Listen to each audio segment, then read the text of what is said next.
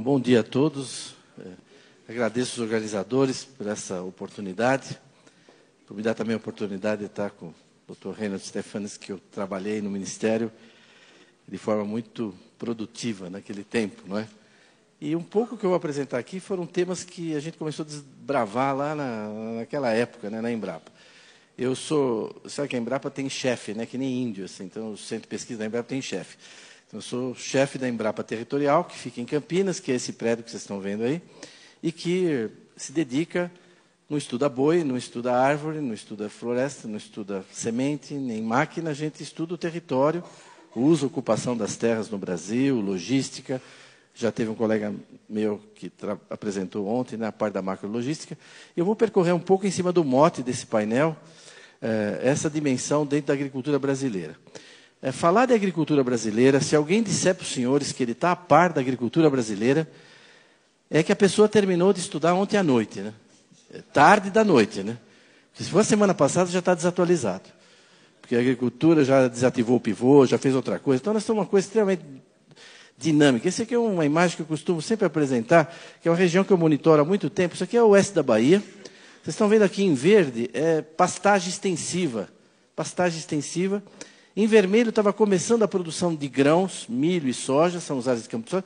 E aqui tinha um pivô de irrigação, não sei se dá para ver aí, roxo, e aqui mais 6 pivôs de irrigação. Isso é 1990. Isso aqui é 2000. Né? Isso aqui é 2010, né? Isso aqui é 2015. Tanto que já faz 2 anos que o Nordeste ultrapassou o Sudeste em produção de alimento. Eles já passaram de 20 milhões de toneladas, e nós estamos com 18 aqui, batendo em 20 e tal, né? Desde o século XIX não acontecia do Nordeste produzir mais alimento que o Sudeste, né? Isso se deve a essas regiões, né, que mecanizaram o sul do Maranhão, do Piauí, do oeste baiano. Então, é uma realidade muito dinâmica essa da agricultura. Claro que deu essa dimensão conhecida da agricultura brasileira, de liderança mundial, né, tanto na produção como na exportação de diversos produtos agrícolas. E isso também tem o lado econômico, porque se a gente... Não adianta produzir muito se você produz caro, né? Nosso arroz tem que ser mais barato que o da Tailândia, a nossa soja tem que ser competitiva. Não é só produzir volume, você tem que produzir barato para competir, né? E isso a agricultura brasileira está fazendo. Agora, a agricultura brasileira está ajudando o país, vocês sabem que todo mundo, já aqui nesse evento mesmo, evocou o quanto... Essa imagem do Jornal de Minas, ela virou um meme aí, né? A agricultura tirando o Brasil da lama, né? Fazendo o país voltar a crescer, e a gente sabe o papel que ela tem tido. Nosso centro, nós trabalhamos com 3 realidades que vão me permitir aqui de falar rapidamente sobre essa dimensão da proteção, da preservação e da produção. É a questão da atribuição de terra.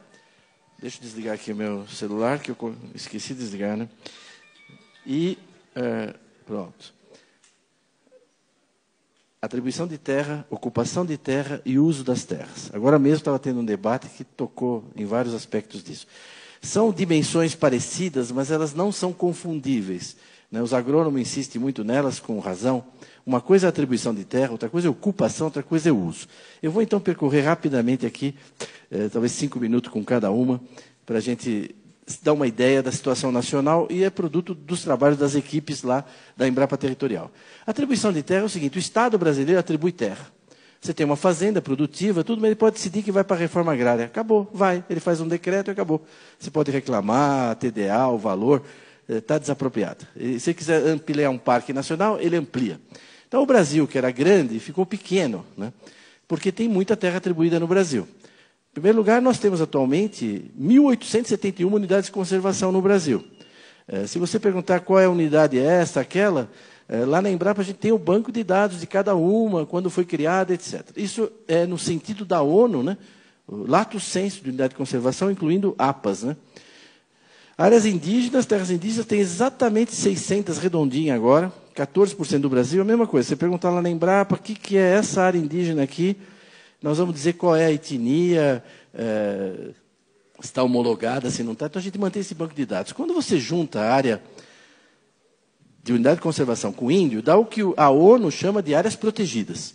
Então, isso é um banco de dados que tem na UNEP, está disponível na UCN, também em Genebra. São as áreas protegidas dos países. Quais são as áreas protegidas da Rússia? São os parques nacionais da Rússia, mais as áreas dos índios deles lá, os Kirguizes, os Lapões, não sei o quê.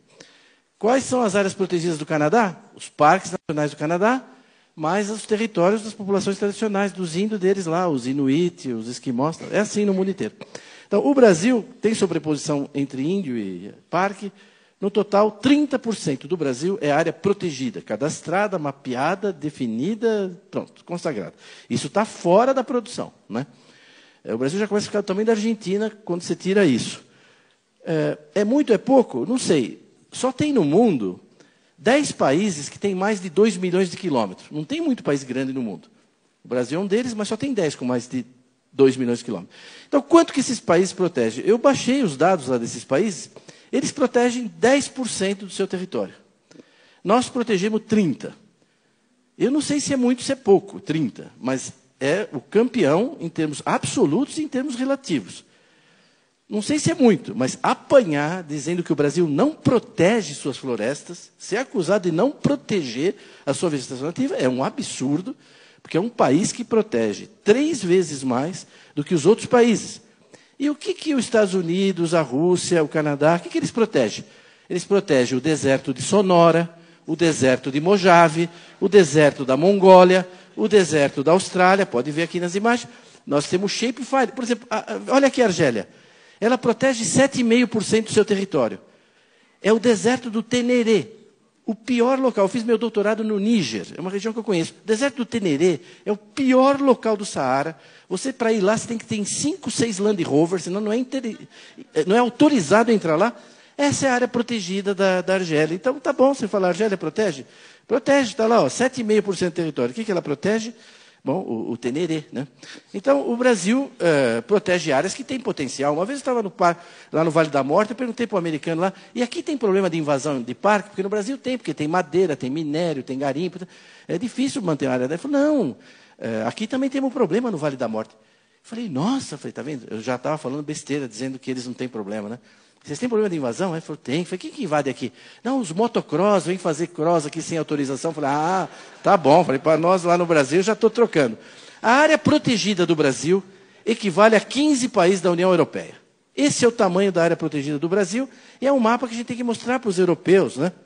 Não é? Que normalmente eles planejam o que não executam e depois avaliam o que não fizeram, né? É o que eles fazem com o Brasil o tempo todo, né? As ONGs, um monte de gente. A União Europeia, né? O ministro Reynolds sabe o quanto a gente enfrentou essa pedreira. Então, isso é o que a gente protege no Brasil, certo? Essa é a área protegida do Brasil. Por que a gente protege tanto? Por um monte de razões, mas também por razões como essa. Esse movimento, que talvez tem gente aqui que conhece, se não, vale a pena entrar na internet e procurar Farm Here, Forest There. Esse aqui é um documento de 80 páginas. O que eles dizem nesse documento? Eles dizem o seguinte, nos próximos 20, 30 anos, vai ter um mercado adicional de alimentos no mundo, adicional, de 40 bilhões de dólares. É os Estados Unidos que tem que ficar com esse mercado. Os agricultores dos Estados Unidos. O único país que pode pegar grande parte desse mercado da gente é o Brasil. Então, ao invés de dar subsídio para nós, está escrito aqui, ó. Ao invés de me dar subsídio, dê dinheiro para as ONG no Brasil impedir a expansão da agricultura brasileira. Isso está dito lá, né? Então, bom, não é teoria da conspiração. Não é teoria da conspiração. Não, pega lá, entra no site. É financiada pela União dos Produtores de Milho dos Estados Unidos. Isso aqui é um pôster que saiu agora, né? Want to protect farm and ranch here? Protect forest there, né? Agora, eu acho que o americano está certo, sabe? Vocês bateram palma para elogiar eles, né? Eles estão protegendo a agricultura deles. Eles estão no papel deles. Agora, tem gente aqui que está trabalhando também para isso, né? Aí já é um problema mais delicado, né? Enfim, além disso, o Estado atribui terra para a reforma agrária. Nós temos hoje no Brasil quase 9.500 assentamentos que detêm uma área de 88 milhões e meio de hectares. Quer dizer, é 1,5 vezes a área da produção de grãos do Brasil. Esses 240 milhões de toneladas, a gente produz uma área que é muito menor que essa. 10% do Brasil está na mão do INCRA e institutos correlatos em alguns estados, né? Quer dizer, é um Terrabras, né? Tem a Eletrobras, tem a Avibras, tem o Terrabras, o INCRA, o maior latifúndio do país, né? 10% do país. Se você tirar aqueles 30% que não pode usar, na realidade o INCRA tem quase 20% do Brasil, está na mão do INCRA. Será que falta terra para a reforma agrária? Pode ser que falte ainda em algum lugar, mas nós já demos bastante terra, hein? Vocês não acham? 20% do Brasil, não está de bom tamanho? Os grãos, nós estamos com... Isso é 1,5 vezes, quase a área de grãos. E nós atribuímos terra para quilombo. Eu lembro na Constituinte que eles diziam que era de 8 a 12. Um quilombo em Trombetas, outro não sei onde. Bom, é 296 já, né? Quase 3 milhões de hectares. Então, o Brasil, nos últimos 15 anos, ficou desse jeito aí, ó, tá vendo? Tudo isso é área legalmente atribuída pelo Estado. Tente construir uma ferrovia. Aqui, vamos visualizar tudo isso numa coisa única, né? Não, a escolha da cor é mera coincidência, não tem nada. Não. Então, então, quando a gente olha, nós temos hoje 12.500 terras legalmente atribuídas, né? É bom já ir se acostumando, né? Então, 37% do país está legalmente atribuído. Tente fazer uma rodovia aí. Ah, mas aqui pode fazer agricultura no branco? Pode, vai de helicóptero, planta de helicóptero, sai de helicóptero. Essa é a situação, né? Então, eu não queria gastar mais tempo nisso, que já estou ultrapassando aqui o que eu previ. Essa situação das áreas legalmente atribuídas. Está bom? Não, não está.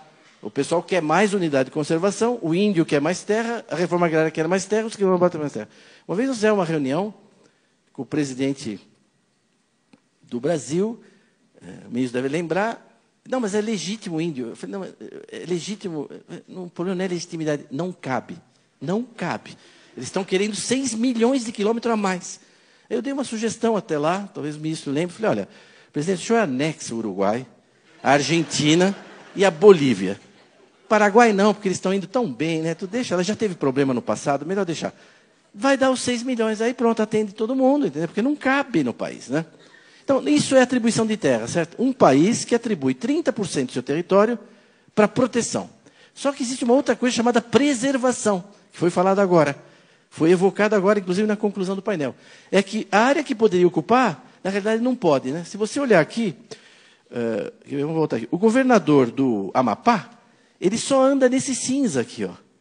No vermelho, ele não entra. Ele não entra. O governador do Amapá não entra. Porque Parque Nacional depende de ICMBio. É área indígena, ele precisa de autorização da FUNAI. Então, ele só anda dentro desse cinzinho aqui. Para desenvolver o Estado, ele tem esse cinza. Roraima tem isso. Só que nessa área tem que ter 80% de reserva legal. Porque como o Estado não está quase protegido, é importante que a agricultura, não é, preserve 80% da área que sobrou, né? Então, a mesma coisa vai acontecer aqui no Acre, em Rondônia, etc., né? Então, é disso que nós vamos falar agora. A gente não sabia quanto que os agricultores preservavam mesmo. A gente tinha os dados do censo, mas no censo a pessoa chega lá e pergunta, quanto você tem aí? 1.000 hectares. Quanto tem de floresta? 200. Quantos boi você tem? 40. Mas não é possível, estou vendo um rebanho lá de 2.000. Ah, mas é para falar vaca também? Bezerro? O senhor falou boi, né? Então, é subestimado. Né? Vocês vão ver agora no censo. Pode ver, está dando 1.750.000, dando 175 milhões, e o Ministério acha que tem 220. Então, é um negócio meio complexo. Bom, ele ressuscitou, está vendo? Isso aqui acontece, hein? Né? Bom, o resultado é que, com o cadastro ambiental rural,